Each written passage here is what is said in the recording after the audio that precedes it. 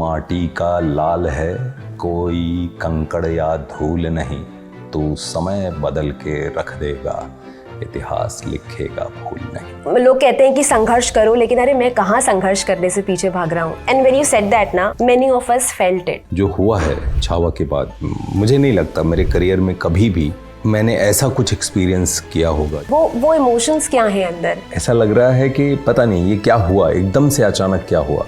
कवि कलश का जो किरदार है, स्पेशली आखिरी सीन, क्या चाहते थे वो अपने किरदारों से? जब दूर जाएंगे, जैसे जैसे दूरियां बढ़ेंगी, वॉल्यूम जो है आवाज बढ़ेगी। उन्होंने मेरा ऑडिशन नहीं लिया इस रोल के लिए। मेरा मन थोड़ा आगे पीछे हो रहा था क्योंकि मैं कुछ ऐसा नहीं करना चाहता अपने पूरे जीवन में कि मेरी वजह से किसी प्रोड्यूसर को, किसी डायरेक्टर को या को एक्टर को जो नुकसान होता है। मैं घोड़े से भी गिरा एक्शन में, तरीके से मैं गिरा था जिस तरीके से विक्की घोड़े से गिरा था, मतलब शूट रुक जाए ऐसा था। जब आप दूर चले जाओगे तब आप कविता बोलना शुरू करोगे, वो दिख रहा है सीन में, आपको चिल्ला के बोलना है। मतलब आवाज चीख के बिठाई सीन शुरू करने के बाद। विक्की के साथ एक होता है ना कि भाई वाला एहसास रहता है मेरे अंदर। मैं एज एन एक्टर था, विक्की जब क्लैप देता था तो मुझे विक्की को देख के अपना पास्ट याद आता था। इवन जब मैं सीन शुरू करता था तो मैं पलट के विक्की को देखता था। अब जैसे फॉर एग्जांपल मैं गुंजन सक्सेना किया तो जानवी के बगल में कुर्सी मेरी लगी ही नहीं, पिक्चर खत्म कर दी मैंने। अच्छा, बात ही नहीं हुई? मैं मतलब हेलो कर दिया, हाय बस। How are you? I am good. अब कुछ कॉम्प्लेक्सेस हैं मेरे, तो मुझे पता चल रहा है। जैसे तो होता है कई चीज़ों में, जैसे आप इंग्लिश में अभी 4 लोग बात करने लगो तो बस मैं वहाँ से कटने के चक्कर में रहता हूँ। और कुछ लोगों को ऐसे भी लगा कि वीर योद्धा तो लग रहे हैं लेकिन वो मराठीपन की कमी है। सोचा नहीं था। मुझे लगता इस पे कभी ऐसी बात भी नहीं हुई।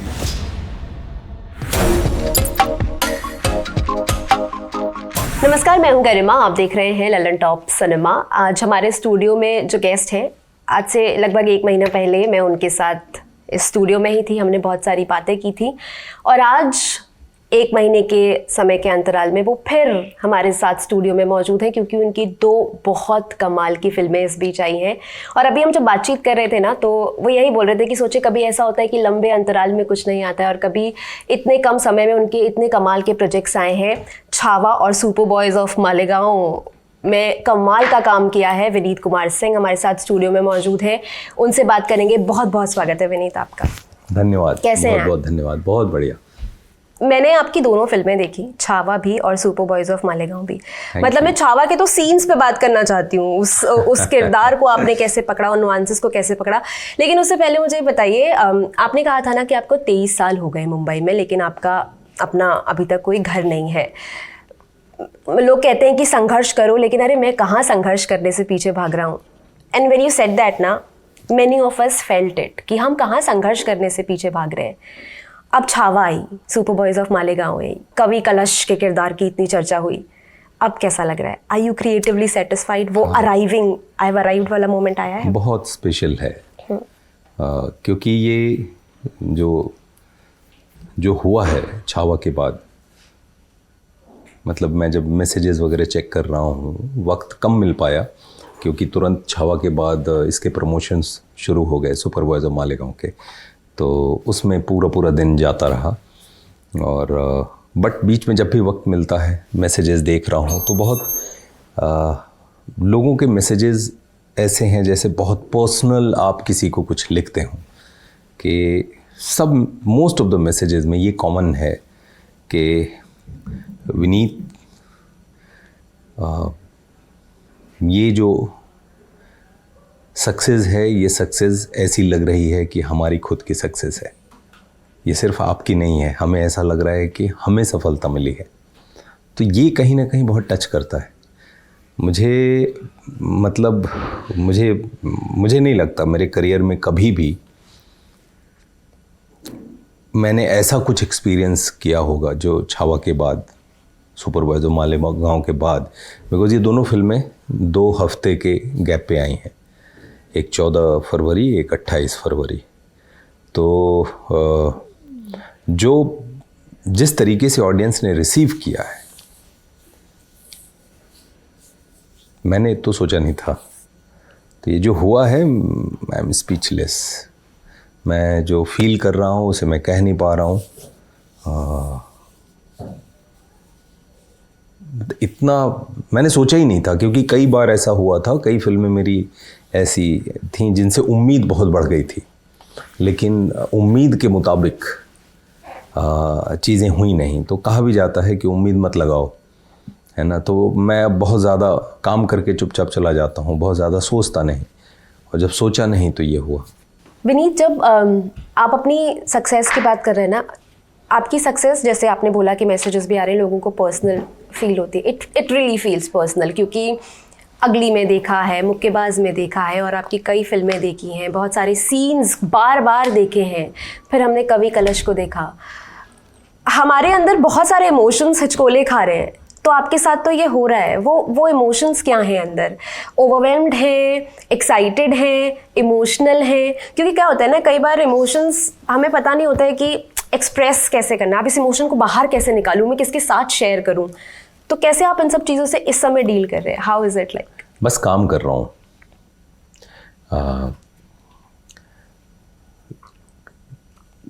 किसी ने कहा था, मेरे फादर के फ्रेंड, वो भी मैथमेटिशियन हैं, डॉक्टर बीपी सिंह, उन्होंने ये कहा था कि बेटा जब जीवन में अच्छा वक्त आ जाए तो एक दिन में उतना काम करो जितना 7 दिन में कर सकते हो।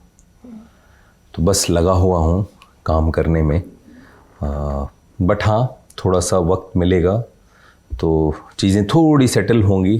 तो बिल्कुल मैं चाहता हूँ कि ये जो हो रहा है ना, ऐसा लग रहा है कि पता नहीं ये क्या हुआ, एकदम से अचानक क्या हुआ। हर फिल्म में मेहनत हुई है, सभी मेहनत करते हैं, ऐसा नहीं कि मैं नहीं किए, सब मेहनत करते हैं, लेकिन इस तरीके से चीज़ें हो जाती हैं, ये तो प्रभु के ही हाथ में है। तो मैं खुद कह रहा हूँ कि मुझे समझ नहीं आ रहा कि मैं क्या कहूँ, क्या शब्द दूँ। हाँ, बिल्कुल ओवरवेल्म हूँ, बहुत बहुत ही अलग सा एहसास है।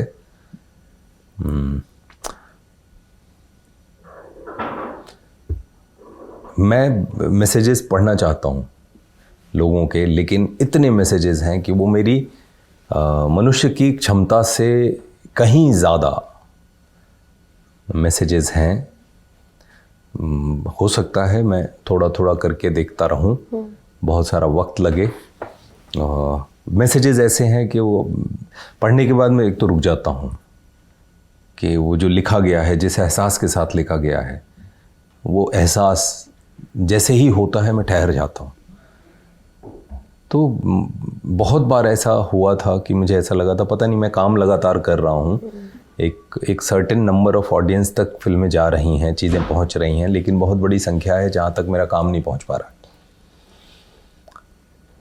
लेकिन जो मैसेजेस आ रहे हैं वहाँ वो पुराने काम के बारे में भी जिक्र किया जा रहा है। तो अब ऐसा लग रहा है कि लोग देख रहे थे, लोग इंतज़ार कर रहे थे कि कुछ ऐसा आए। किस किस के मैसेजेस आए? मतलब आपकी फ्रेटर्निटी से किस किस के मैसेजेस आए? बहुत लोगों को, बहुत सारे डायरेक्टर्स के, एक्टर्स के, प्रोड्यूसर्स के, और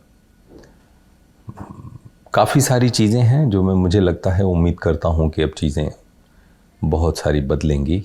और मेरी सारी जद्दोजहद ही इसी बात की रही है कि मैं मन का काम करने की आज़ादी चाहता हूँ और कुछ नहीं चाहिए। मैं प्रयोग करना चाहता हूँ खुद के साथ, बाकी तो ठीक है, बाकी सब हो जाएगा। आपने कहा था कि बहुत सारे डायरेक्टर्स ऐसे हैं जिनकी विश लिस्ट में, मतलब जो आपकी विश लिस्ट में है, लेकिन उनकी विश लिस्ट तक आप नहीं पहुंच पाए। हाँ, आप पहुंच गए? मुझे ऐसा लगता है कि आई मैसेजेस उनमें से किसी पहुंचा है। कुछ के आए हैं, कुछ के नहीं आए हैं।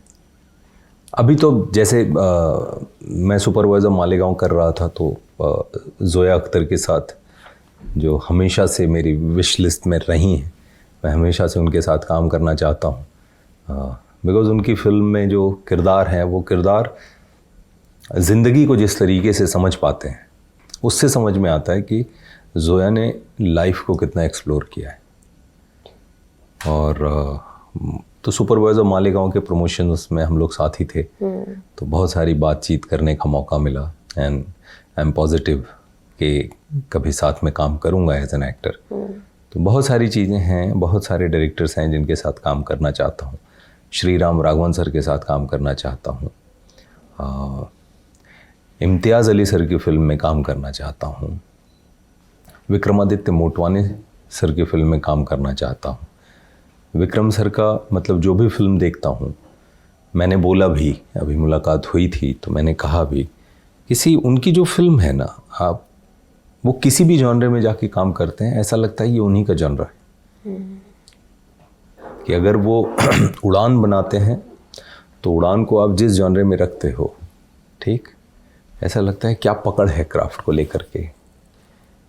लेकिन जब वो लुटेरा बनाते हैं तो ऐसा लगता है ये लुटेरा ही इनका जॉनरा है क्या। हाँ।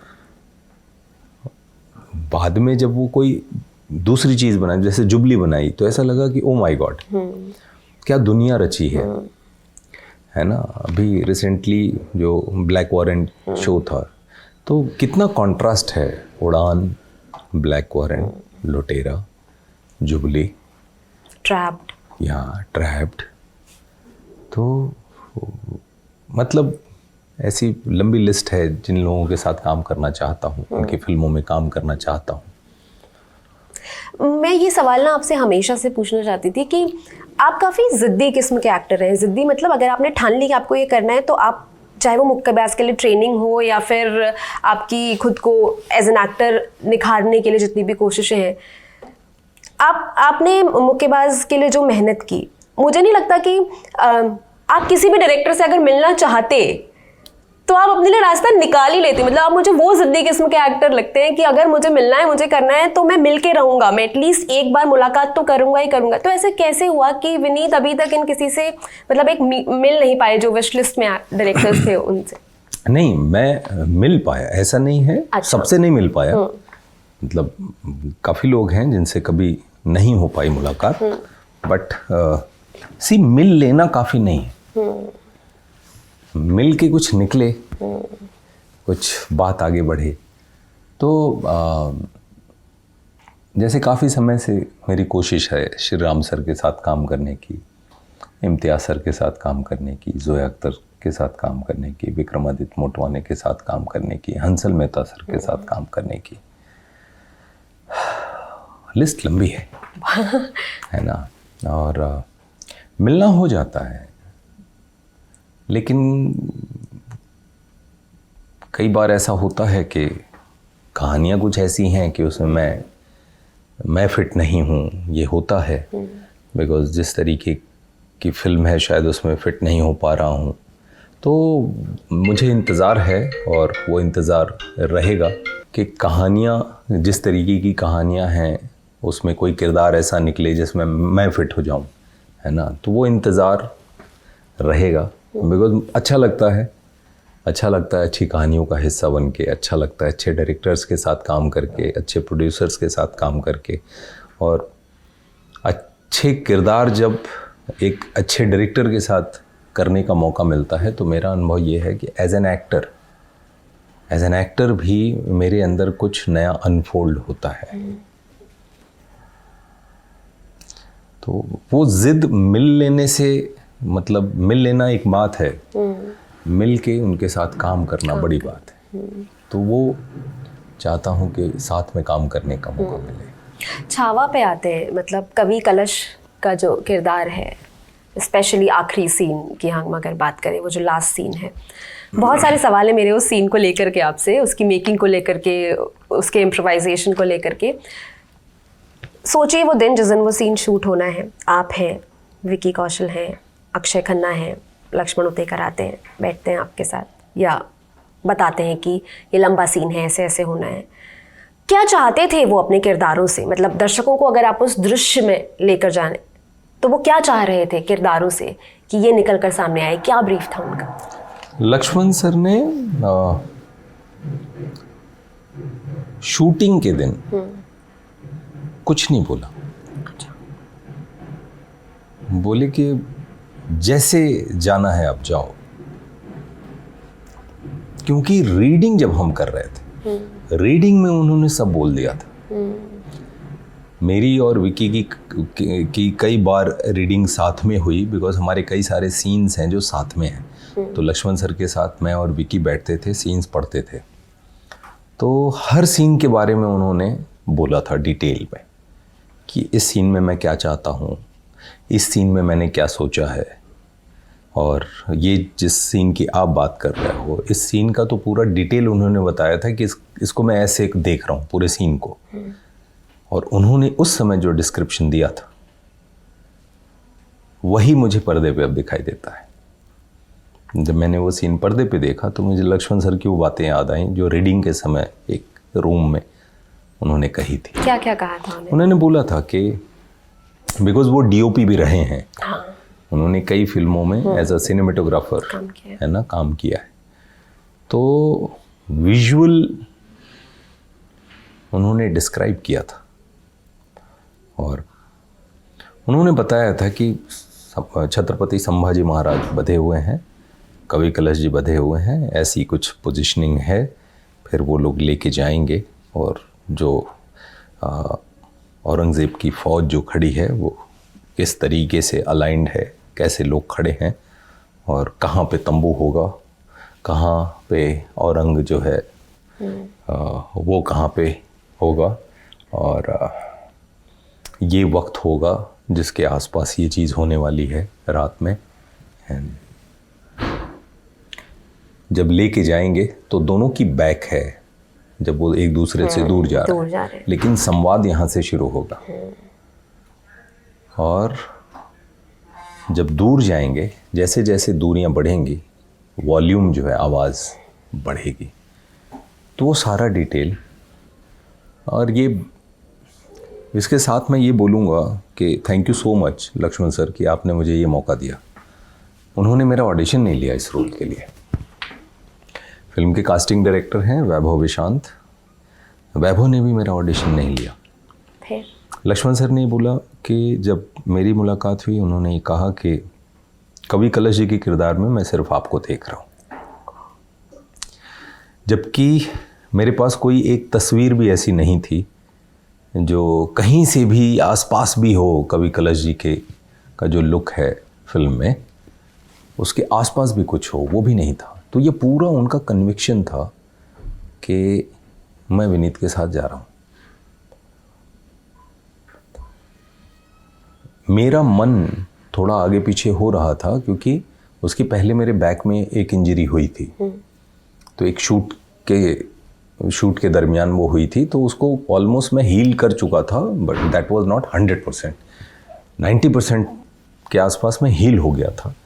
बहुत हल्का पेन रहता था, बट डर लगता था कि वो पेन ऐसा था कि मैं बेसिन पे बेंड नहीं हो पाता था। अगर मैं ब्रश कर रहा हूँ सुबह तो मैं बेंड नहीं हो पाता था।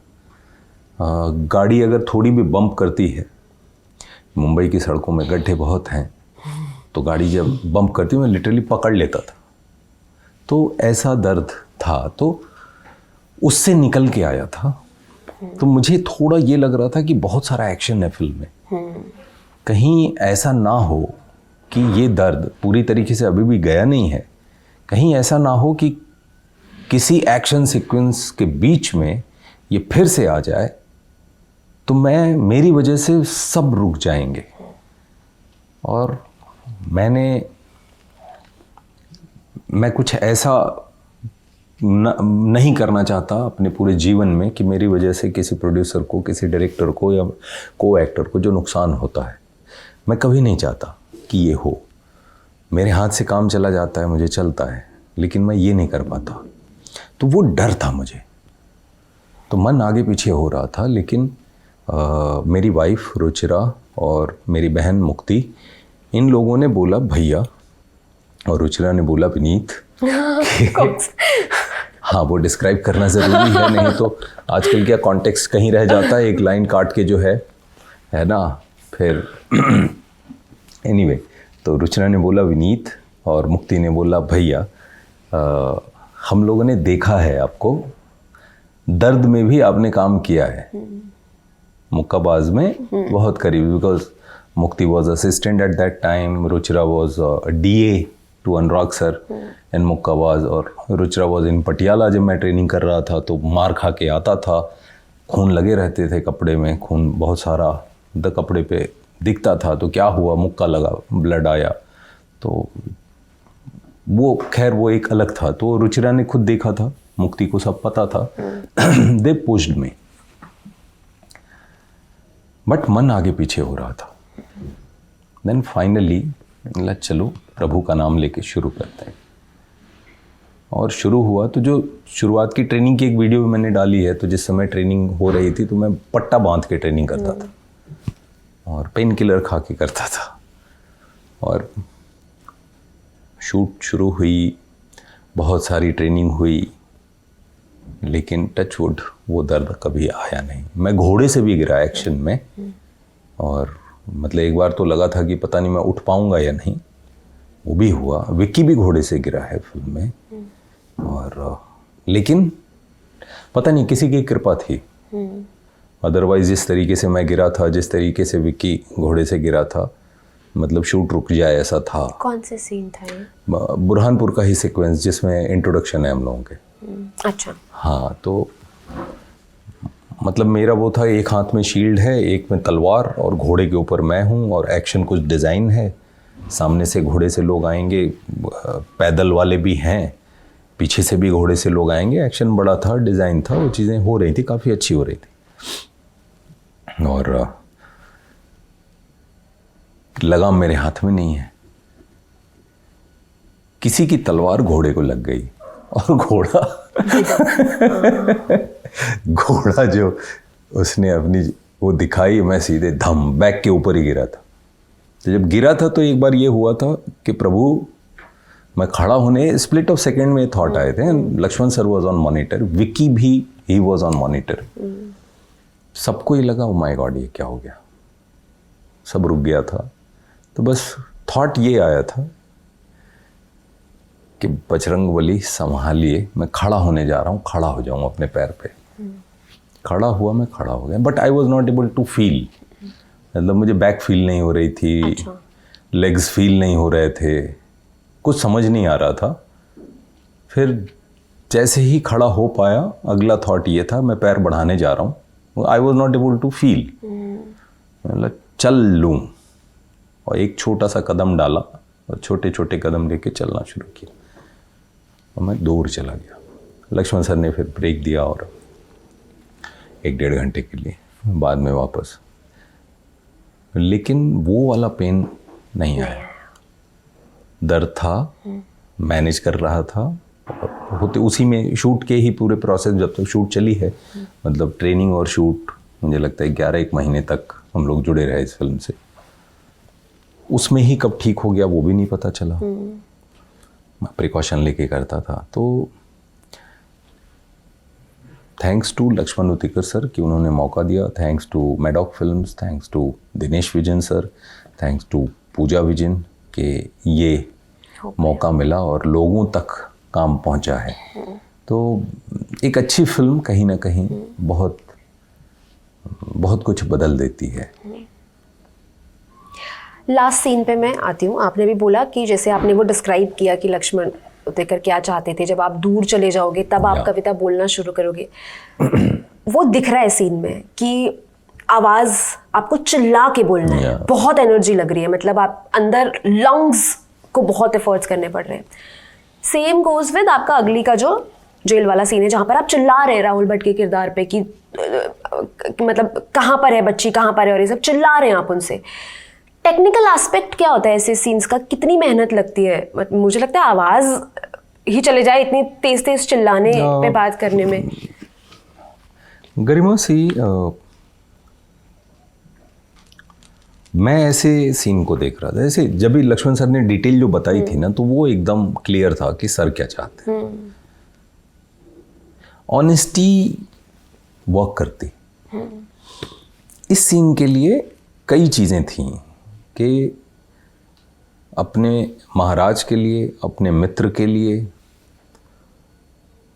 और जो छत्रपति शिवाजी महाराज की जो विचारधारा सोच थी उसके लिए, मान सम्मान भी है, मित्र के लिए पीड़ा भी है, लेकिन एक गर्व की अनुभूति भी है कि हमें बांध लिया औरंग ने, एक बात है, धोखे से हमें कितनी भी पीड़ा दे लो, हमारे मुंह से चीख नहीं निकलेगी। और वो कोशिश करता रहा, लेकिन वो सब कुछ करने के बाद भी उसको ये कहीं ना कहीं एहसास रहा कि जो मैं चाहता था वो नहीं करा पाया। तो उसके बावजूद भी इन लोगों ने अपना मान रखा, इतनी तकलीफ़ों के बाद भी इन लोगों ने अपना मान रखा। मित्रता की पराकाष्ठा है। मैं यहाँ तक कहता हूँ कि 11 मार्च उसको सही रूप में अगर मित्रता दिवस मनाना है, फ्रेंडशिप डे मनाना है, तो 11 मार्च को फ्रेंडशिप डे घोषित कर दीजिए, क्योंकि अद्भुत कहानी है मित्रता की कि उत्तर भारत के कवि कलश जी थे और मराठा साम्राज्य में रहे। सारे आरोप लगे उनके ऊपर, लेकिन जब वक्त आया तो वही उत्तर भारत के कवि कलश जी ने अपने मित्र के लिए मौत को भी चूम लिया, जबकि उनके पास मौका था, वो जा सकते थे। महाराज ने उन्हें कहा था कि आप रायगढ़ के लिए निकलिए, लेकिन वो महाराज को, अपने मित्र को छोड़ने को तैयार नहीं। तो कमाल की दोस्ती है, जो मतलब ऐसा मित्र मिल जाए जो मौत में भी साथ खड़ा हो, तो उसकी क्या ही कीमत आप लगाओगे। तो वो सीन में ये सब फीलिंग लानी थी। और जैसे मैं बास्केटबॉल खेलता था, तो जब कोई मैच होता है ना, फंस जाता है, तो इतनी हूटिंग होती है कि ऑलमोस्ट करीब करीब सारे प्लेयर्स की आवाज़ चली जाती। तो अगर 40 मिनट के एक मैच में आवाज़ जा सकती है, तो जब पूरी रात आप लड़े हों, है ना, पूरी रात जयकारे लगे हों, सुबह हो गई हो लड़ते लड़ते, उसके बाद आपको बांध के जहाँ औरंग का कैंप था वहाँ तक ले जाया गया हो, तो मुझे नहीं लगता, ऐसा मैं सोचता था अपने किरदार के लिए, कि मुझे ये लगता था कि आवाज़, मतलब अगर ऐसा होगा रियल लाइफ में, तो आवाज़ की क्वालिटी क्या वही रहेगी जो मेरे सामान्य जीवन में है, या आवाज़ फटेगी। तो मुझे, मेरे जो अपने अनुभव हैं उसके हिसाब से मुझे वो रॉनेस रखनी थी। हाँ, तो I tried even, because shoot तो होती है तो आपके पास एक दिन पहले या उसके पहले ज़रूरी नहीं है कि उसी दिन आप वॉर का सीक्वेंस करके ये शूट शुरू हो। वॉर का सीक्वेंस हमने कहीं और किया, ये पोर्शन हमने बाद में किया। तो मतलब आवाज़ चीख के बिठाई थी सीन शुरू करने के पहले। अच्छा, कैसे? वो कुछ नहीं, आप चीखो, अच्छा। गला फाड़ के चीख लो, तो आवाज़ में एक रौनेस आ जाती है। कि आप, जैसे होता है ना किसी रैली में आप बहुत नारा वारा लगा दीजिए तो आवाज़ थोड़ी सी बैठ सी जाती है। तो जब इतनी लड़ाई लड़ी हो, जहाँ पे इतना चीख पुकार मची हो और पूरी रात आप लड़े हों, उसके बाद आपको अगर बांध के ले जाया गया है, तो मुझे नहीं लगता कि आवाज़ की वो टोन मेरी रहेगी जो मैं सामान्य रूप से जिस सुर में बात कर रहा हूँ। मतलब सुर से मतलब नहीं है, टेक्सचर जो वॉइस का है। तो आई ट्राइड वो सीन को अप्रोच करने के पहले, मतलब मैं घर से ही वो करके थोड़ा, ये आपका इनपुट था, आपका तरीका था वो सीन का। अपने तरीके से चीज़ें जो जीवन में देखता हूँ उस हिसाब से अप्रोच करता हूँ। कि बहुत सारी मेमोरी है कि बहुत सारे मेरे जानने वालों की आवाज़ मैंने सुनी है कि बैठ गई, तो मैंने पूछा भाई क्या हुआ, तो जो जो घटनाएं उन्होंने बताई, यार ये हुआ था, तो उसके बाद से अभी पता नहीं, एक दिन तो हो गया, धीरे धीरे ठीक होगा, गार्गल कर रहा हूँ। तो वो सारी चीज़ें मुझे समझ में आया कि एक्चुअली ये टेक्सचर वॉइस की हो सकती। तो थोड़ा उसके करीब कहीं पहुँच के फिर सेट को अप्रोच किया कर लिया था। ओके, मुझे एक बात बताइए बनी, जैसे ये जो प्रगाढ़ मित्रता का जो सीन था, मतलब एक ऐसा सीन जो दिखाता है कि दो लोगों की दोस्ती कितनी स्ट्रांग हो सकती है, जबकि पूरी फिल्म में जगह जगह पे ये हिंट्स दिए जाते हैं कि कवि कलश को ज़्यादातर शक की निगाहों से ही देखा गया है। मैं ये समझना चाहती हूँ, जैसे विकी ने कहा था कि वो और अक्षय बात नहीं करते थे सीन से पहले, या उन्होंने बात ही नहीं की क्योंकि वो गुस्सा, वो जो नफरत है वो दिखाई दे स्क्रीन पर। क्या अगर दो लोग, दो एक्टर्स जो आपस में फ्रेंड्स नहीं है, जिनकी आपस में अबोलो है, बातचीत नहीं है, वो इस सीन को कर रहे होते, तो आपको लगता है कि ये सीन ऐसा ही निखर के आता? जैसे अंदाज अपना अपना, फॉर एग्जाम्पल जिस समय रवीना और करिश्मा के बीच में उस समय बातचीत नहीं हो रही थी, डायरेक्टर को बांधना पड़ा था उन दोनों को कि भाई साथ में सीन्स हैं, और कई सीन्स उन्होंने अबोलो में शूट कर दिए। पर फॉर सीन जो इतना इंटेंस है, जहां दोस्ती को इतनी गहराई से दिखाना है, क्या ये पॉसिबल होता है ऐसी सिचुएशन में? मान लीजिए अगर ऐसी situation. See as a professional ये जिम्मेदारी है, बिकॉज ये काम है, तो सभी उसी शिद्दत से करते, बातचीत किसी की हो या ना हो। मेरे केस में बिकॉज विक्की के साथ एक होता है ना कि भाई वाला एहसास रहता है मेरे अंदर, और विक्की के साथ और हम लोग मतलब जुड़े हैं गैंग्स ऑफ वासेपुर के वक्त से। He was in direction team, मैं एज एन एक्टर था। विक्की जब क्लैप देता था तो मुझे विक्की को देख के अपना पास्ट याद आता था, बिकॉज मैं सेट पे जब मैं असिस्टेंट डायरेक्टर था महेश मांजरेकर सर के साथ, तो मैं जानबूझ के क्लैप ही पकड़ता था, सब काम आता था, मतलब 2 फिल्मों के बाद सारे काम कर लेता था, लेकिन फिर भी क्लैप पे जाता था। रीज़न ये था कि मैं हमेशा से एक्टर बनना चाहता था। तो जब क्लैप हाथ में होता है तो एक्टर और डायरेक्टर के बीच में क्या बात होती है आपको सुनने को मिलता है। एक्टर क्योंकि आपने क्लैप दिया और वहीं कहीं दुबक लिए, तो एक्टर क्या परफॉर्म कर रहा है, टेक 2 में ऐसा क्या कर रहा है, या टेक 3 या टेक 4 में जो टेक 1 में नहीं था, या डायरेक्टर ने आके जो ब्रीफ दी उसके बाद एक्टर ने कैसे खुद को चेंज कर लिया नेक्स्ट टेक के लिए। तो वो सब मैं सुनता था। मैंने अमिताभ बच्चन सर को करते देखा 50-60 दिन विरुद्ध में, और बहुत ओमपुरी साहब को देखा, मतलब ऐसे करीब से देख रहा हूँ, क्लोजेस लगे हैं तो क्लैप देख के बस ऐसे हटा हुआ है, आई एम वाचिंग हिम कि वो क्या कर रहे हैं। उन्होंने छोटी सी सपोज एक कुछ किया और छोटी सी एक चीज़ की, तो क्या था, बाद में भाग के मॉनिटर पे गया तो उसका इम्पैक्ट मैं देखता था कि उन्होंने ये जो किया ये सिर्फ ये एक्ट नहीं था, इस एक्ट के पीछे कुछ कॉन्टेक्स्ट है। तो वो उस सीन के साथ बहुत वर्क किया।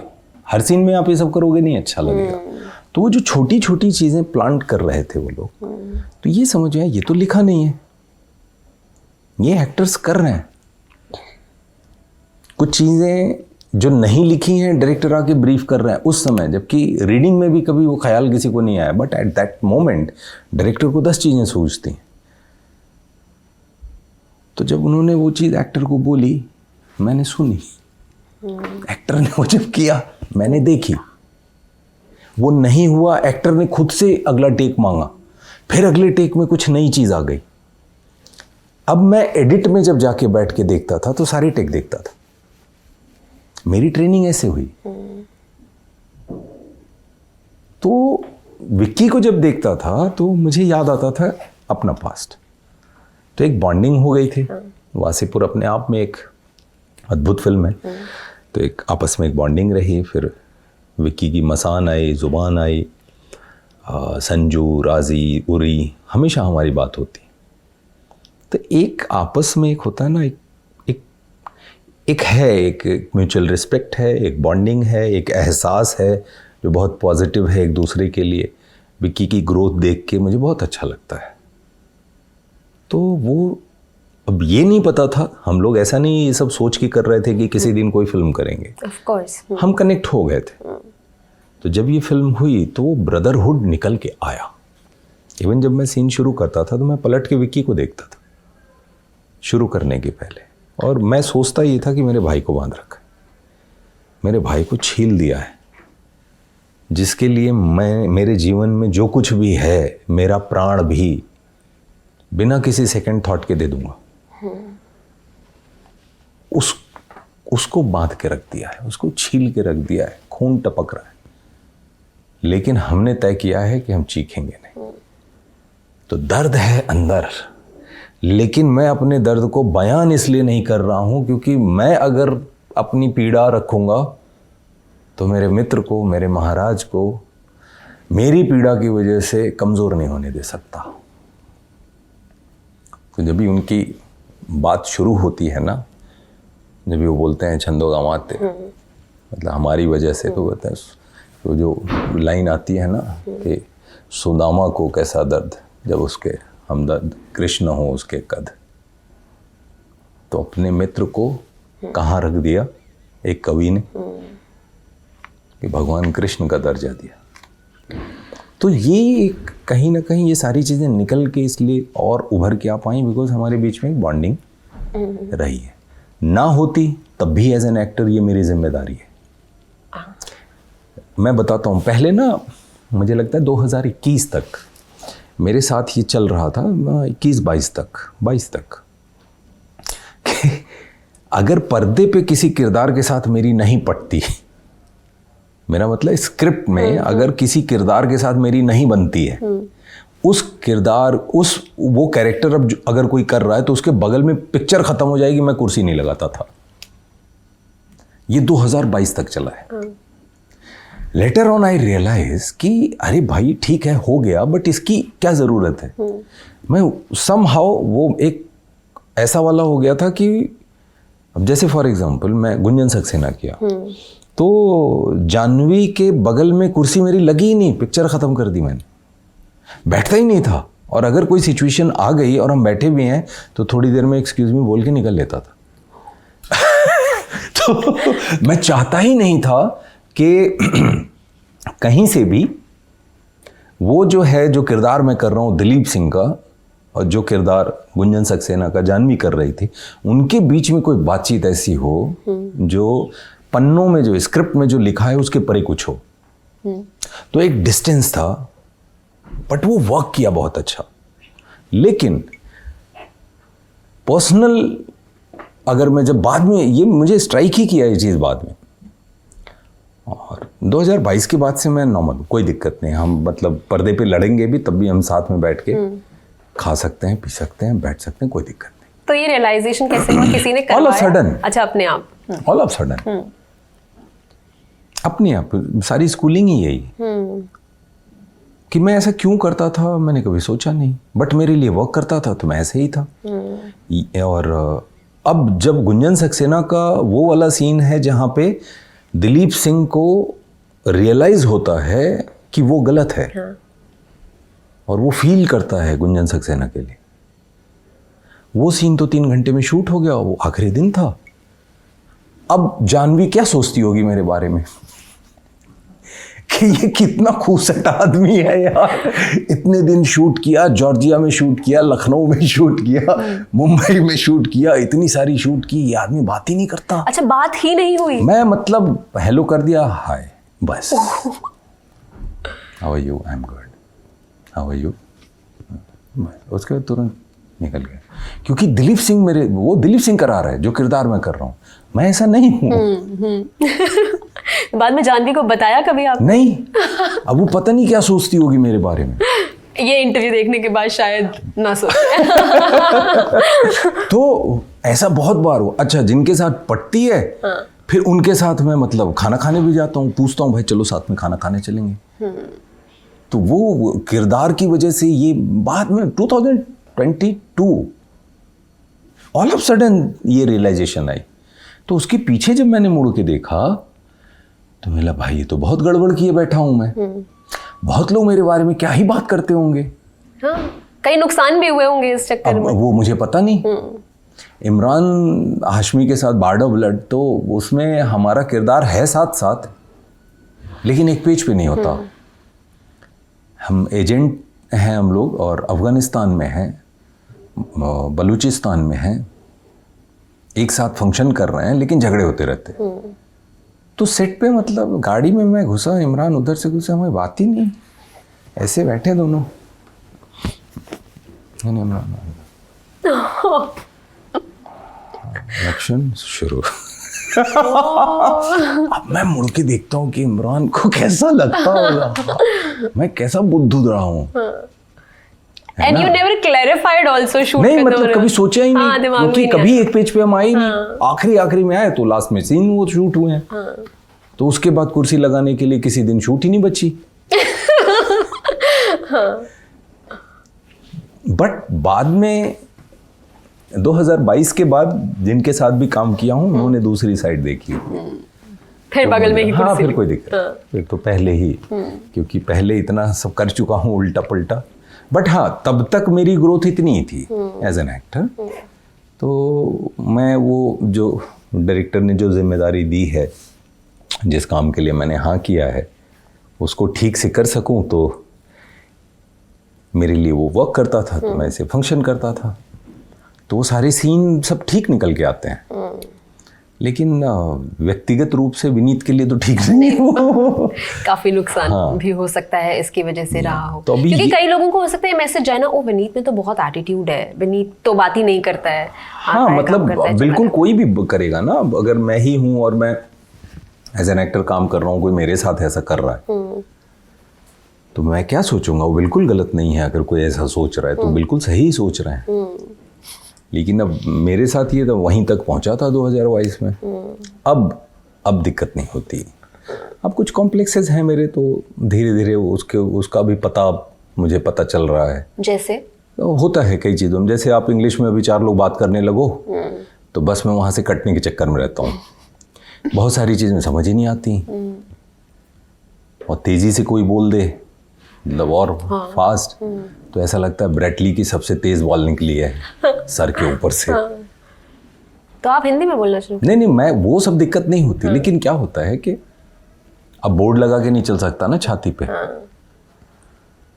कि अगर आप इंग्लिश में बात कर रहे हैं तो सरल शब्दों और सरल सेंटेंसेस का प्रयोग करके ऐसा बोर्ड तो नहीं लगा पाऊंगा, है ना। तो बट ठीक है, मतलब मुझे सीखने की ज़रूरत है, और मैं प्रयास करता ही हूँ। मुझे लगता है किसी दिन एक्चुअली अपब्रिंगिंग यहाँ हुई ना, तो वहाँ पे ये था कि अगर किसी ने हाय बोल दिया, सपोज अगर मैंने बोल दिया कि हाय राहुल हाउ आर यू, तो अब ये हाय हाउ आर यू 7 दिन तक गूंजेगा। मजाक बनाएंगे भाई मतलब वो कब किसके दिमाग में आ जाए, और भाई हाय हाउ आर यू, कैसे हो, हाउ आर यू, और 6 लोग हंस रहे है ना भाई क्यों ही निकल गया मेरे मुंह से हाय। तो हाय की मीनिंग मेरे दिमाग में फाइनली मैंने ये बिठा रखी थी। हाय मतलब किसी का नाम लेके हाय हाय बोलते हैं ना, तो वो हाय, ये एक ही हाय था हमारा, हाय हाय। बाकी हाय वाला हाय नहीं बोल सकते थे। नहीं बोल सकते थे। तो देयर सो मेनी थिंग्स। तो वो कहीं ना कहीं ऐसा कुछ अंदर चला गया कि, बट ठीक है, धीरे धीरे बेहतर हो जाएंगी चीजें। We learn with time, of course. Time मतलब कितना टाइम बट हाँ, हो जाएगा मुझे लगता है। पहले से बेहतर है, अब इतनी दिक्कत नहीं होती। एनीवे, हम लोग छावा की बात कर रहे थे, तो ये सीन वैसा था और ये वैसे ही हुआ। और वो जो कविता पढ़ी गई वो मतलब लोगों के दिल में उतरी, लोगों की आंख से आंसू भी गिर रहे हैं, लोगों को गुस्सा भी आ रहा है, लोग हेल्पलेस भी फील कर रहे हैं, एट द सेम टाइम उन्हें प्राउड फीलिंग भी होती है। Yes. तो ये सारे इमोशन उस एक सीन में हर लाइंस पे। याद है आपको वो लाइन्स क्या ये कविता की? हाँ बिल्कुल, प्लीज। सुंदर कविता है। मुझे लगता है बहुत जीवन सुंदर, का बहुत एक सुंदर। जीवन भर आपके साथ रह सकती है। मन के जीते जीत है, मन के हारे हार, हार गए जो बिन लड़े उन पर है धिक्कार, उन पर है धिक्कार जो देखें ना सपना, सपनों का अधिकार असल अधिकार है अपना, अपनों की खातिर करना है कुछ आज हमें, अजर अमर कर देना है स्वराज हमें, तू माटी का लाल है कोई कंकड़ या धूल नहीं, तू समय बदल के रख देगा इतिहास लिखेगा भूल नहीं, तू भोर का पहला तारा है परिवर्तन का एक नारा है, ये अंधकार कुछ पल का है फिर सब कुछ तुम्हारा है। हमने कहा था महाराज हम नमक हैं, जा रहे हैं आपके शत्रुओं की चोट पर लगने, तुम नमक नहीं चंदन हो कभी, तुम तिलक हमारे माथे का। कहीं निकल गई है। कोई कविता ऐसी भी थी क्या विनी जो फिल्म में नहीं है लेकिन शूट हुई थी, कोई ऐसी? नहीं, सारे जो शूट सारी इरशाद कामिल सर ने सारी कविताएं लिखी हैं। And thank you so much Irshad sir, क्या खूबसूरत। मतलब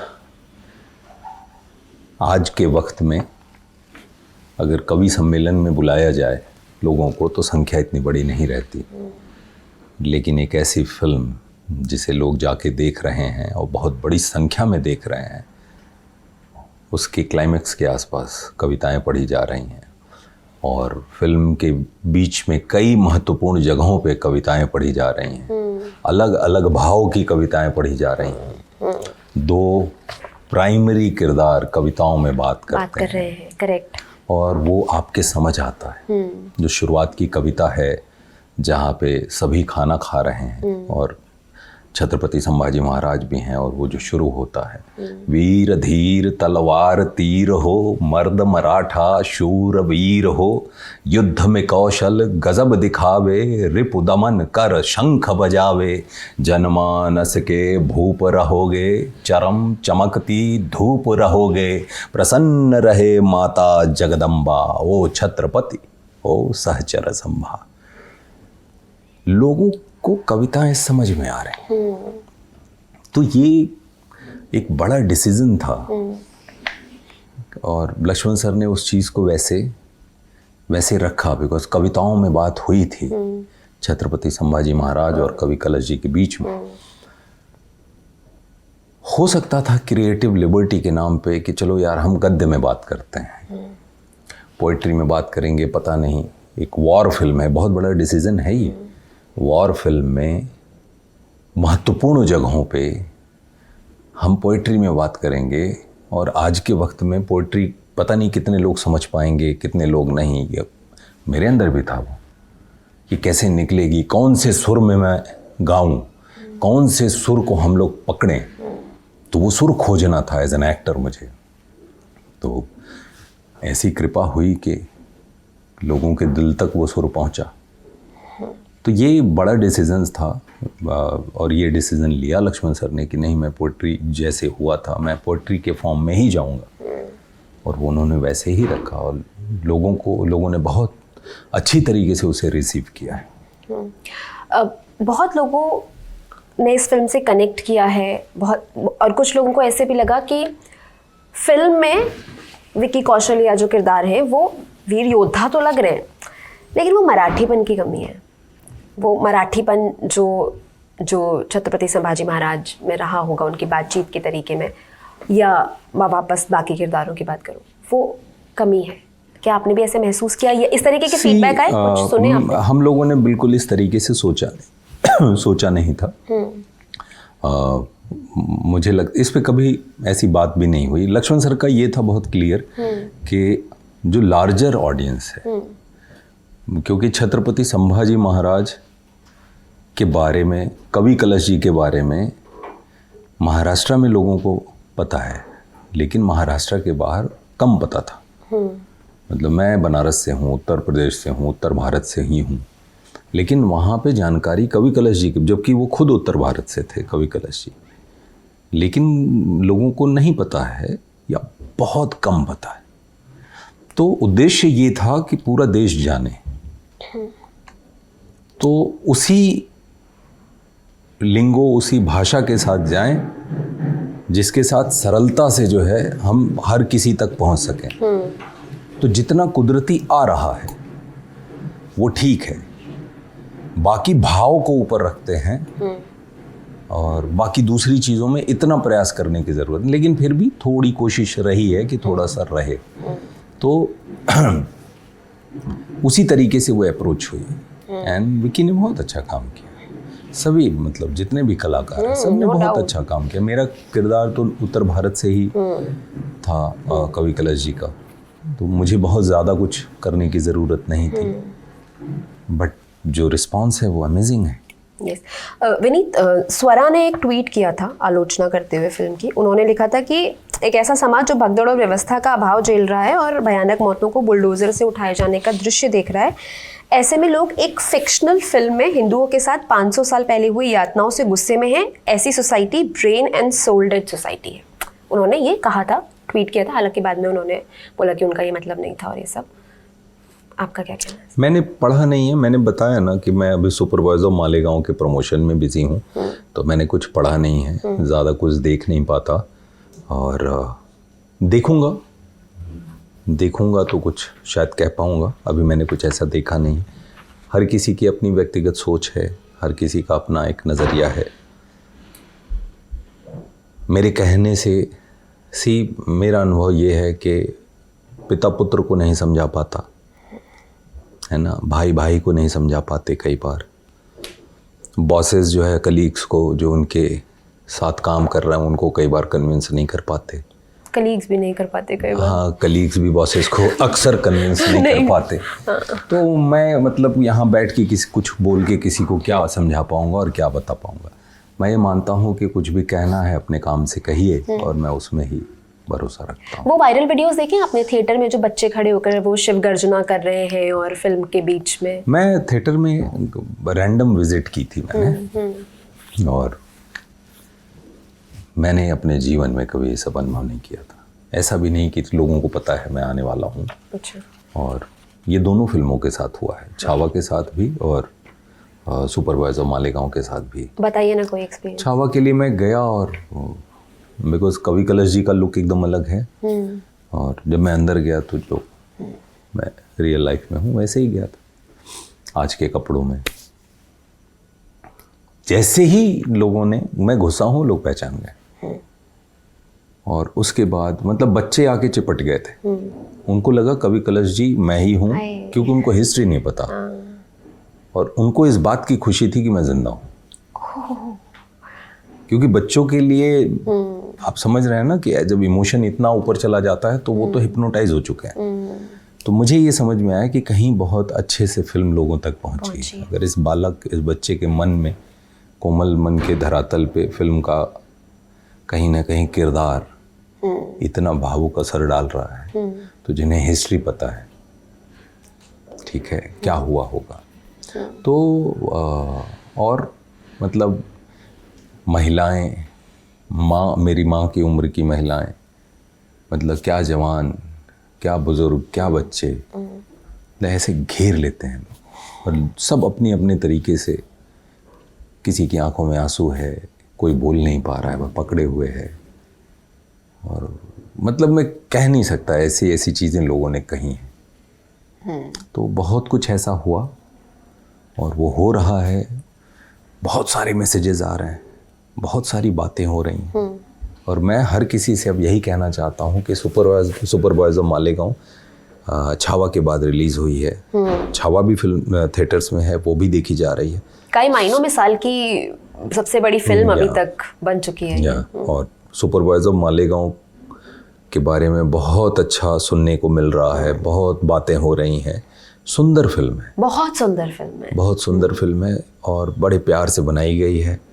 रियल लाइफ से कहानी ली गई है। वो सारे किरदार, मैंने भी जो किरदार किया वो मालेगांव में फरूक जाफरी थे, जो राइटर थे, और कमाल के इंसान थे, और उनकी बहुत कहानी। मेरी मुलाकात उनसे नहीं हो पाई क्योंकि अब वो इस दुनिया में नहीं है, लेकिन मेरा सेटिस्फेक्शन ये है कि इस फिल्म की वजह से वो हमेशा हमारे, आपके सबके यादों में रहेंगे, कि उनका जो कंट्रीब्यूशन है वो कमाल का है। फिल्म के 2 डायलॉग्स पे आते हैं, आप ही के हैं वो 2 डायलॉग जिनकी चर्चा है। मतलब कहते हैं ना, कई बार डायलॉग्स फिल्म को कल्ट बना देते हैं, क्लासिक बना देते हैं। इस फिल्म के 2 डायलॉग जिन पे बहुत चर्चा है, एक तो राइटर ही बाप होता है, एक दूसरा जब आपका किरदार नासिर से कहता है कि तूने मालेगांव को इतिहास के पन्नों में जोड़ दिया है।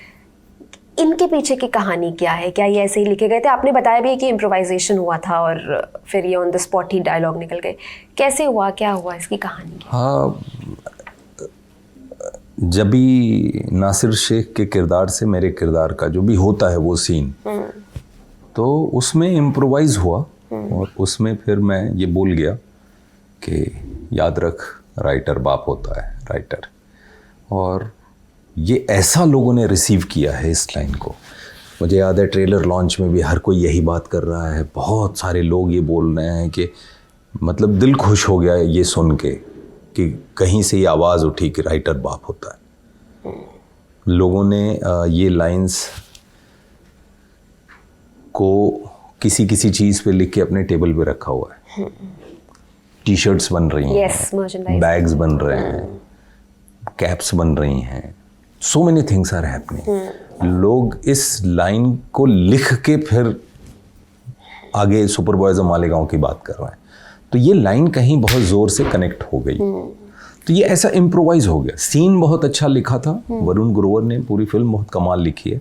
मैं बार बार बोल रहा हूँ, फिल्म में मोती की जैसी चीज़ें बिखरी हैं। आप अपने हिस्से का मोती ले जाओ, तो आप जीवन में जहाँ खड़े हैं, आप जिस परिस्थिति में हैं, आप उसके हिसाब से कुछ चुनेंगे, तो भर भर के चीज़ें हैं। जो दूसरा सीन है वो लिखा हुआ था वैसे का वैसे। अच्छा। तो उसमें कुछ ऐसा मैंने नहीं किया, वो सीन वैसे का वैसे लिखा था और बहुत सुंदर लिखा है, जिसमें वो किरदार बोलता है फरूक जाफरी का कि तूने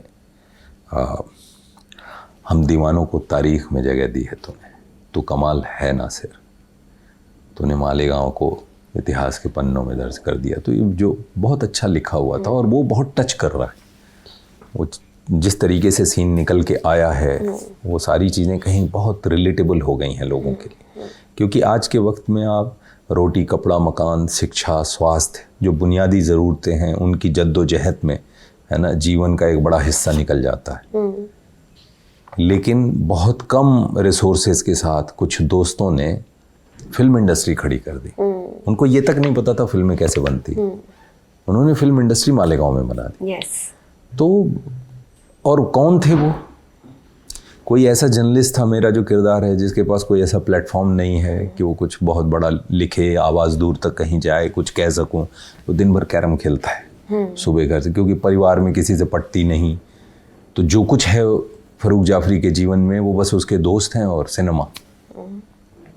कोई खजूर बेचता है, कोई चाय समोसे की दुकान चलाता है, कोई वीडियो पार्लर चलाता है। आप इनसे इमेजिन कर सकते हैं कि ये फिल्म बनाएंगे? इन्होंने फिल्म इंडस्ट्री खड़ी कर दी। फिल्म तो छोड़िए आप, न जाने कितनी फिल्में बनाई, कितने लोगों को रोजगार दिया। ये घटना पूरे भारत में कहीं नहीं घटी है। तो जब आप इंटेंट के साथ, प्योरिटी के साथ, डिटर्मिनेशन के साथ और सब लोग एक साथ जब आ जाते हो किसी काम के लिए, तो क्या जादू आप कर सकते हो, ये वो फिल्म बताती है। ये फिल्म आपको सपने देखने का मतलब हौसला देती है कि अगर आप सपने देखते हो तो पूरे भी होते हैं। ये फिल्म आपको उम्मीद देती है, कमाल की दोस्ती दिखाई देती है। और फिल्म मेकिंग का प्रोसेस इतना, मतलब आपको हंस हंस के लोगों के मतलब ये होता है कि भाई। और इस फिल्म में मेरा जो किरदार है, आपको लाइटर साइड भी देखने को मिलेगा, जो बहुत कम फिल्मों में मुझे मौका मिला। मैं तो करना चाहता हूँ कॉमेडी, है ना। मैं जॉइंट फैमिली में पला बड़ा हूँ। मैं बार बार बोल रहा हूँ कि जॉइंट फैमिली में पला बड़ा हूँ। जॉइंट फैमिली में हंसी मजाक पूरे दिन चलता रहता है। हॉस्टल में रहा हूँ मेडिकल कॉलेज में, तो उसके बगैर तो मतलब हमेशा चिलैक्स मोड में रहते हैं। खेलता था तो खेल भी मेरा इंडिविजुअल गेम नहीं था, टीम गेम था, बास्केटबॉल। तो 12 प्लेयर तो टीम में होते थे, 2-3 स्टैंड बाई में होते थे। तो इतने लड़के, इतने लड़कियां मिनी में, और इतने ही करीब करीब जूनियर में, ये सब जूनियर। तो 25, 30, 40 एक साथ ही हैं हम। तो आप सोचो कि कुछ भी करके हम नाच लिया करते थे, कुछ भी करके हंस लिया करते थे, कहीं भी बैठ के चिल हो जाते थे, मस्त रहते थे, है ना। तो वो साइड अभी मिलेगी, मैं करूँगा, बट उसका एक छोटा सा हिस्सा आपको नजर आएगा सुपरवाइजर मालेगांव में। तो अब अगर हम आपके आने वाले प्रोजेक्ट्स की बात करें, क्योंकि बहुत देर से सामने से प्रकाश जी खड़े होकर के हमें इशारा कर रहे हैं कि अब हमें इंटरव्यू खत्म करना है। मेरे पास बहुत सारे सवाल हैं आपसे पूछने के लिए, लेकिन अब अगर हम आपके आने वाले प्रोजेक्ट्स की बात करें, उससे पहले एक सवाल मुझे ये बताइए, दोनों फिल्में जो आपने अभी की ना, दोस्ती की बात करती हैं। आप कहते हैं कि आप ना तो NSD से थे ना FTII से थे। आप जब मतलब आपके पास कोई ऐसा नहीं था विनीत, जब आप मुंबई आए, जो आपका हाथ पकड़ के आपको बोले कि ये करना है विनीत, या आप कुछ गलत करें तो कान पकड़ के समझाए विनीत ये नहीं करना है। अब मतलब अब जैसे जैसे आप इस इंडस्ट्री में, आपको लंबा समय हो गया, आप काम करते जा रहे हैं, क्या ऐसे दोस्त बने, या यहाँ पर हम जो सुनते हैं अक्सर दोस्ती के बारे में, सच में रियल फ्रेंडशिप एग्जिस्ट करती है फिल्म इंडस्ट्री में? हाँ, अच्छे लोग भी हैं, है ना।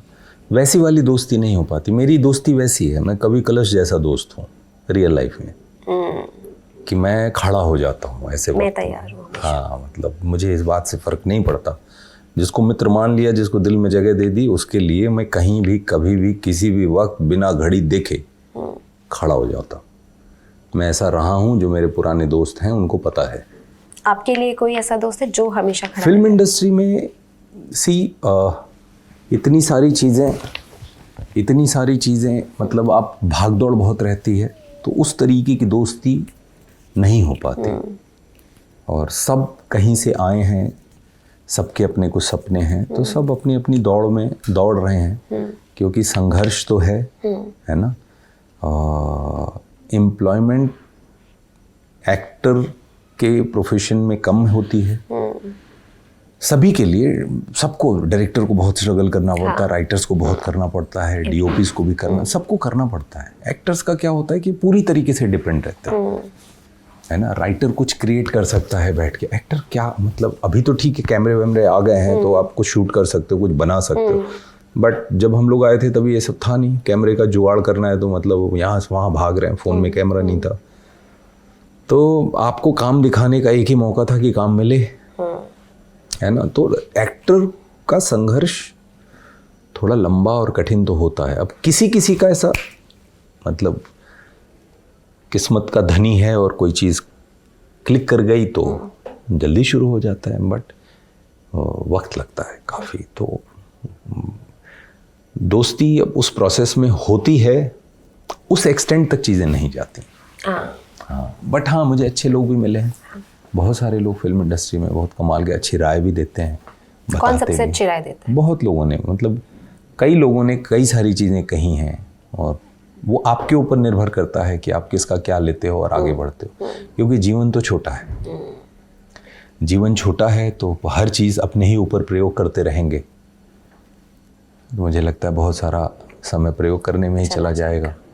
तो बेहतर है कि दूसरे के जीवन के कुछ अनुभव को आप आत्मसात करिए अगर आपको पड़ता है, और उसे अपने साथ लेते हाँ उसे लेके आगे बढ़िए, ताकि कम से कम वो वक्त उस दौर में आप गुजरने से बच जाएं, क्योंकि आपको किसी से कुछ मिला है। तो मैं ये मानता हूँ, अनुराग सर ने एक वर्कशॉप में बोला था कि जीवन में कुछ भी हो जाए। वर्कशॉप चल रही थी, सबको बोले, मैं आया था, मुझे ऑफिस में जाना था, कुछ काम था, तो बहुत लोग थे तो अंदर नहीं जा पाया, मैं भी खड़ा था, तो आए हो, मैंने भी सुना इस सेट के जीवन में कुछ भी हो जाए, काम करना मत छोड़ो। ब्रेकअप होगा, करियर इधर से उधर जाएगा, घर में कोई चीज़ होगी, आप किस फेज से गुजर रहे हो, ये सब होता रहेगा। बस ध्यान इस बात का रखना है कि काम करना मत छोड़ो, और ये मेरे लिए वर्क करता है। और क्या क्या आगे आने वाला है आपका? अभी एक कबीर खान सर का शो है, रंगीन। अच्छा। अमेज़ॉन प्राइम पे आएगा। फिर सनी देओल सर के साथ एक फिल्म है जाट। हाँ। फिर अनुराग सर के साथ एक फिल्म है। फिर एक मेरे मित्र ने एक फिल्म बनाई है जो एंथोलॉजी है, एक प्रयोग है वो, और 4 कहानियां हैं, एक कहानी मैंने की है, और एक शो अभी कर रहा हूँ, वो भी इसी साल आ जाएगा। बस एक आखिरी सवाल, अक्षय सर के बारे में मैं जानना चाहूँगी कि उनके काम की जो तारीफ हुई है इस फिल्म में, क्या प्रोसेस है उनका? अब बहुत वक्त बिताने का मौका नहीं मिला, क्योंकि हमारे सीन बहुत सारे साथ में नहीं थे, और जो सीन थे उस सीन में ऐसा था कि हम लोग बधे हुए हैं और पूरा खून, मतलब ऐसा वाला प्रोस्थेटिक्स था, तो हम सब अपने अपने जोन में थे। तो ऐसा बैठ के वक्त बहुत बिताने का मौका नहीं मिला, और ये वैसा वाला नहीं था जो 2022 के पहले की बात सीन था, बहुत ज़रूरी सीन था। उस सीन का मुझे भी इंतज़ार था, विकी को भी इंतज़ार था, और मुझे लगता है अक्षय सर को भी इंतज़ार रहा होगा। लेकिन वो सीन इतना ज़रूरी था और हर कोई फोकस था, तो बहुत ज़्यादा वक्त नहीं मिला अक्षय सर के साथ। बट हाँ, उनकी फिल्में मैं देखता रहा हूँ, हिमालय पुत्र से लेके छावा तक बहुत सारी फिल्में उनकी देखी हैं, और अच्छा लगा।